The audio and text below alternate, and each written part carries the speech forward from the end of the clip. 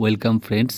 দীর্ঘ অপেক্ষার পর অবশেষে কিন্তু শুরু হয়ে গেল আপার প্রাইমারি চাকরি প্রার্থীদের কাউন্সেলিং। সেই চাকরি প্রার্থীদের কাউন্সেলিংয়ে মোট যে 14,300টি মতো সিটে তারা কাউন্সেলিংয়ের যে শিডিউল ঘোষণা করেছিল, তার ফার্স্ট ফেজের শিডিউলের মধ্যে কিন্তু যে কাউন্সেলিং, তার প্রথম কাউন্সেলিং গতকালকে শুরু হয়ে গিয়েছে এবং ইতিমধ্যে বাছাইকৃত স্কুলের তালিকাও কিন্তু স্কুল সার্ভিস কমিশন তাদের ওয়েবসাইটে আপলোড করে দিয়েছে। তো সেই কাউন্সেলিং থেকে যে তথ্য উঠে আসছে সেটা কিন্তু যারা ওয়েটিং প্রার্থী রয়েছে তাদের জন্য অনেকটাই স্বস্তির খবর। সেটা হচ্ছে যে গতকাল 144 জনের কাউন্সেলিংয়ের কথা ছিল, কিন্তু সেখানে 41 জন ক্যান্ডিডেট কিন্তু অনুপস্থিত ছিলেন বা 41 জন ক্যান্ডিডেট তারা এই কাউন্সেলিংয়ে জয়েনিং করতে ইচ্ছুক হননি। তো সেখানে তোমরা বুঝতেই পারছো, একটা তো মাল্টি র্যাঙ্কিংয়ের জন্য বেশ কিছু সিট হচ্ছে ব্লক হয়েছিল, যখন কাউন্সেলিং কমপ্লিট হয়ে যাবে সেই সিটগুলো আর ব্লক থাকবে না।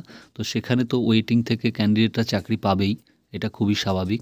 এবং অপরপক্ষে যেসব ক্যান্ডিডেটদের ফার্স্ট কাউন্সেলিংয়েই তাদের যোগদানের বিষয়টা ছিল, সেসব ক্যান্ডিডেটদের মধ্যেও কিন্তু 41 জন অনুপস্থিত থাকলেন।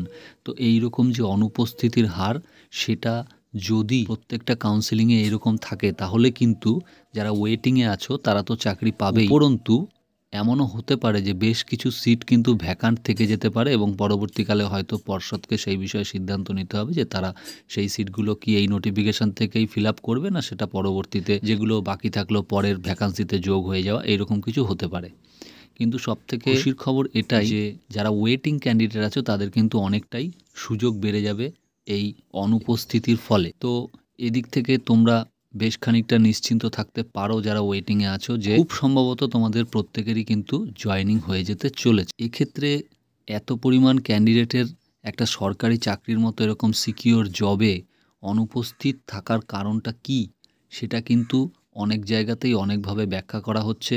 কোনো জায়গায় একটি পেপার কাটিংয়েও দেওয়া হয়েছে, যেটা যে অনেকেই মনে করছে যে এই আপার প্রাইমারি যেহেতু এই নিয়ে দুবার প্যানেল প্রকাশিত হলো এবং এক্ষেত্রে আইনি জটিলতা কিন্তু থাকলেও থাকতে পারে, যেটা হয়তো পরবর্তীকালে আবার আইনি জটিলতায় জড়িয়ে যেতে পারে, সেই কথা ভেবে অনেকে এখানে আসেননি। আবার অনেকে হয়তো প্রাইমারিতে জব করছেন, কিন্তু তাদের প্রাইমারিতে জব করলেও তারা সেখানে একটা বিরাট জব স্যাটিসফ্যাকশনের জায়গায় রয়েছেন, হয়তো স্যালারি কম হতে পারে। এরকম কিন্তু অনেকগুলো বিষয় এখানে জড়িত রয়েছে।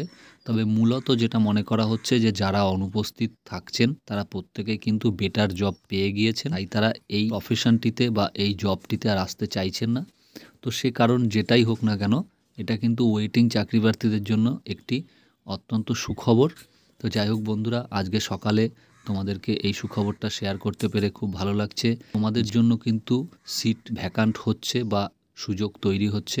তো তোমরা কেউ চিন্তা করো না, এই পুজোর আবহে আশা করছি তোমাদের সকলের যেন জয়েনিং হয়ে যায় খুব দ্রুত। এই নিয়োগ শেষ করে যেন যারা অপেক্ষারত প্রার্থীরা রয়েছে পরীক্ষা দেওয়ার জন্য, তাদের জন্য যেন নতুন ভ্যাকান্সি সহকারে এসএসসি আবার নোটিশ প্রকাশ করে।